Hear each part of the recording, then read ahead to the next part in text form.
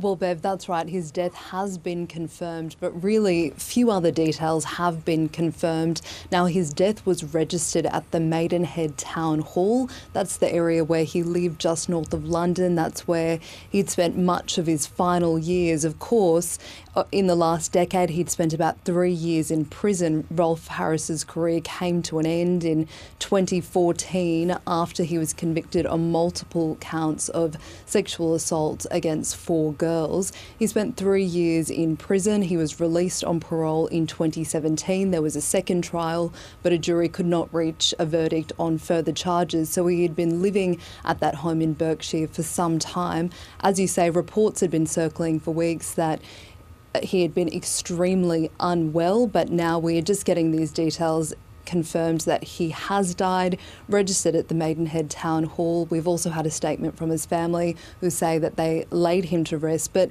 really no more details around the circumstances at this stage. So if they'd laid him to rest, it would presume that a funeral has also been held, but as you say, perhaps we will learn more in coming days.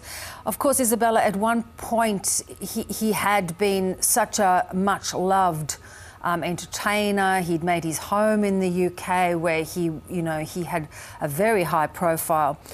But all of that was lost, and his legacy will really now forever be a convicted sex offender.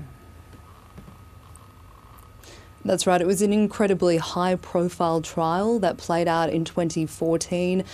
Details that disturbed many people. Among them, it was detailed the abuse Harris inflicted on his daughter's friend across many years, and of course against other girls as well, some of them as young as 8 years old.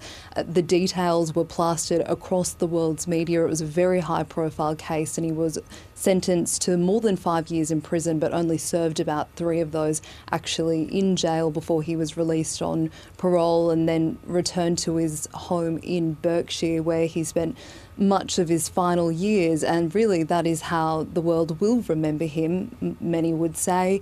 There was that second trial, but a jury wasn't able to reach a verdict. So he lived a very quiet life in those final years. Isabella Higgins in London, thank you so much for bringing us up to date.